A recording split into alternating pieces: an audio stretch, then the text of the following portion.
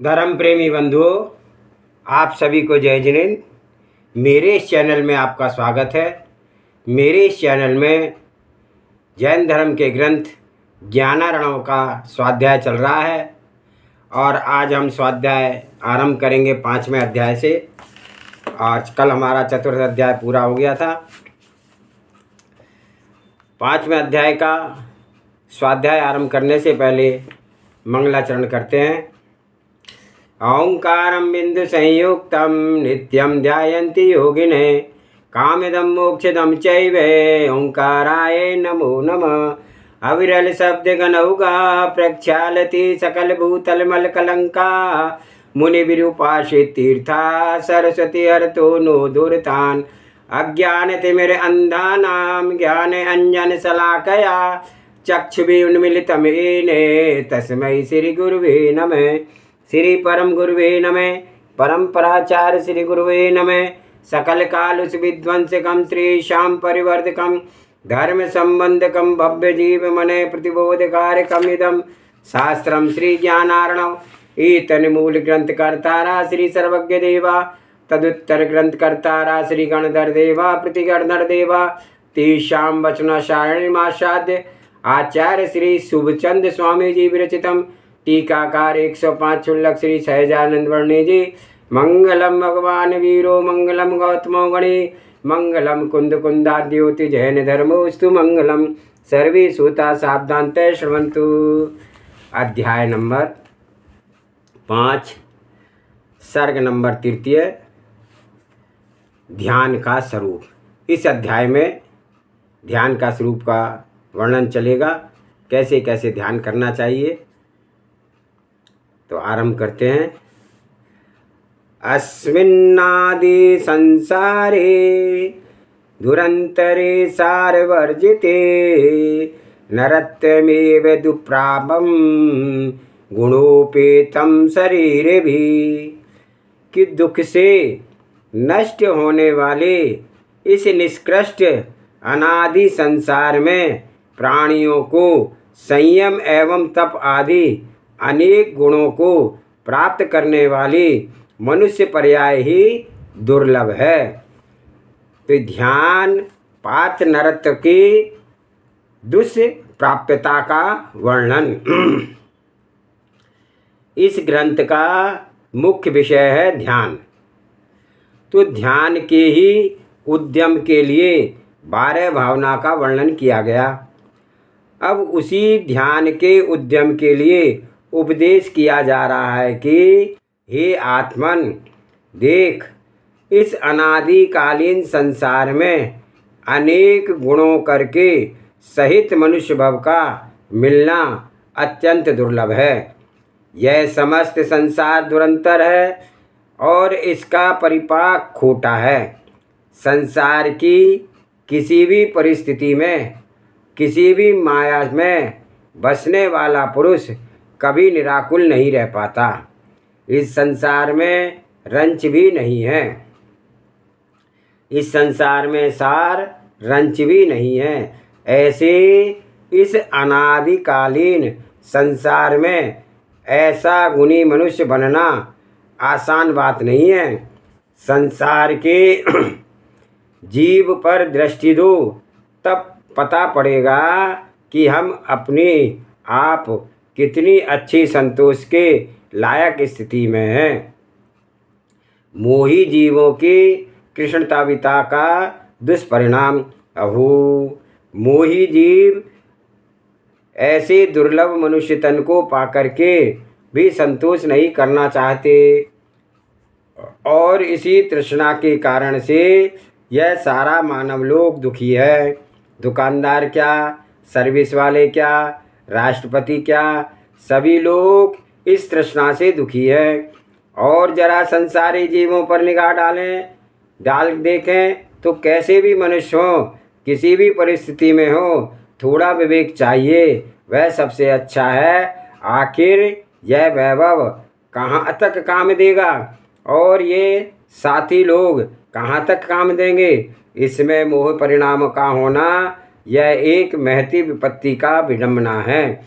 तो अपना मोह अपने को ठीक जचता है, गलत नहीं मालूम होता, किंतु दूसरों पर निगाह डाल करके देखो तो ऐसे लगता है कि कैसा मूड है, कैसा व्यर्थ का यह मोह कर रहा है।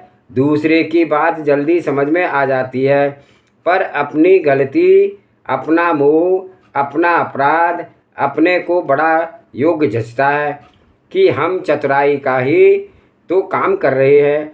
तो इसी तरह मोह के कारण से जीव की ये सांसारिक स्थितियां बन रही है।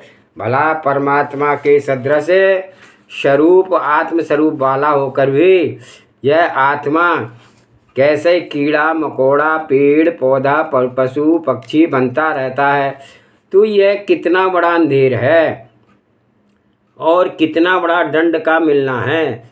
यह किसी बड़े अपराध का ही कारण है और यह बड़ा अपराध है क्या? पर वस्तु में मोह के परिणाम लाना।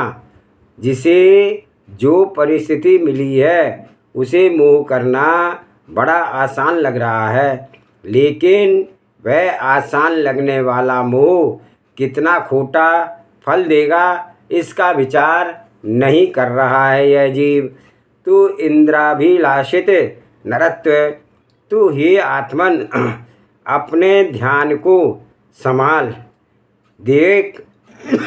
जो तूने यह नरभव नर्तन पाया है वह बहुत दुर्लभ है। इसे देव भी तरसते हैं, इंद्र भी तरसते हैं। इंद्र का शरीर हाड़ मांस से रहित है, उसे मुँह भूख प्यास हजारों वर्षों में लगती है, पखवारों में श्वास लेता है, तो जो चाहे वे भोग उन्हें प्राप्त होते हैं। हजारों देवांगनाएं बड़ी गुणवती और इंद्राणी बहुत गुण संपन्न उन्हें प्राप्त होती है। कितना बड़ा सुख है संसार की दृष्टि में। और यह मनुष्य तन हाड़ मांस चाम वाला दुर्गंध युक्त और उसके राग में इसमें भरे हैं, तो तिस पर भी इंद्र इस नरदेह को चाहता है कि ऐसी क्या खूबी है इसमें। इतनी गंदी भरी चीज़ों से यह इंद्र चाहता है, आखिर इसमें कोई ना कोई खूबी तो होगी ही। तो वह खूबी है धर्म ध्यान की पात्रता। मनुष्य तप संयम ज्ञान की उत्कर्ष साधना कर सकता है, अनंत काल के लिए संसार के संकटों से छूट सकता है और अनंत निराकुलता में निर्मग्न रह सकना, ऐसी सिद्धि स्थिति को प्राप्त कर यह मनुष्य भव से ही की जा सकती है। तो इंद्र की चर्चा कि वह इंद्र का सुख कितने दिनों का सुख है, क्या सुख है, क्या कल्पना की बात है। वह सुख भी निरंतर दुख बसे हुए हैं।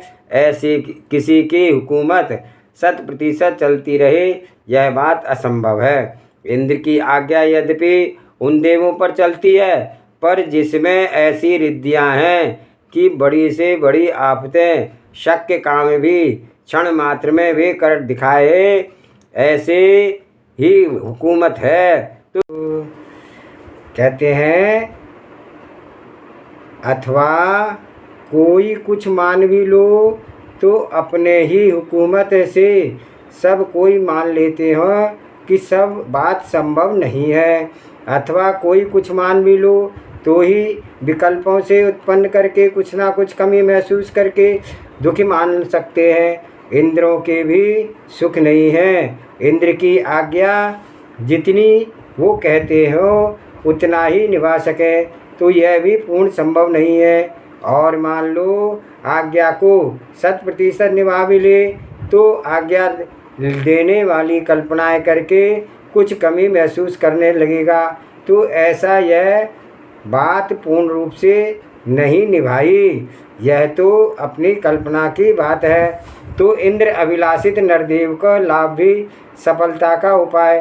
तो ऐसे ही कुछ लोग एक मनुष्य से विलक्षण सुख को पाने वाले इंद्र हों, वहाँ भी देखो तो मनुष्य की दृष्टि से अन्य त्रियग लोगों की दृष्टि से तो भी संसार के सुखों में बड़े चढ़े हैं, लेकिन वे भी मनुष्य में जन्म को तरसते हैं। और वे यह सब संभव है कि हम लोग आप कहीं देवगति में आए हों तो वहाँ भी बड़ी लालसा की हो कि हम भी मनुष्य बने, तो और मनुष्य बन भी गए। अब ये सब बातें विस्मृत हो गई, तो यह सब आसार लगता है। से अवसर जब आता है तो तीर्थंकर व्रत हो रहे हैं, तीन लोक के इंद्र जिनकी सेवा में हाजिर हो रहे हैं। इन सब दृश्यों को देख करके इंद्र के मन में ऐसी उत्सुकता नहीं जगती होगी कि हम भी बड़े बेकार के भव में हैं, तो हम यदि ऐसे होते तो बड़े शांति मिलती और पूज्यता मिलती।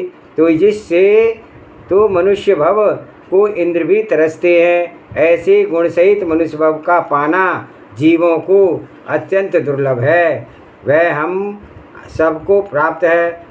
तब यह क्या करना चाहिए तो सुनिए। काकतालीक न्यायेय नोपुन उपलब्धम यदि त्वया तत्रर्धि फलम कार्यम कृत्वात्मन्यात्मनिश्चयम्। हे भव्य, यदि वह काकतालीय न्याय से तुझे प्राप्त हो गई है तो तू आत्मा का निश्चय कर। आत्मा का आत्मा में निश्चय करके शारीरिक बाह्य पदार्थों से उसकी भिन्नता का निश्चय करके उसे सफल कर ले। तो मनुष्य जन्म की दुर्लभता, हे आत्मन, तूने यह मनुष्य जन्म पाया काकतालिक न्याय से पाया है।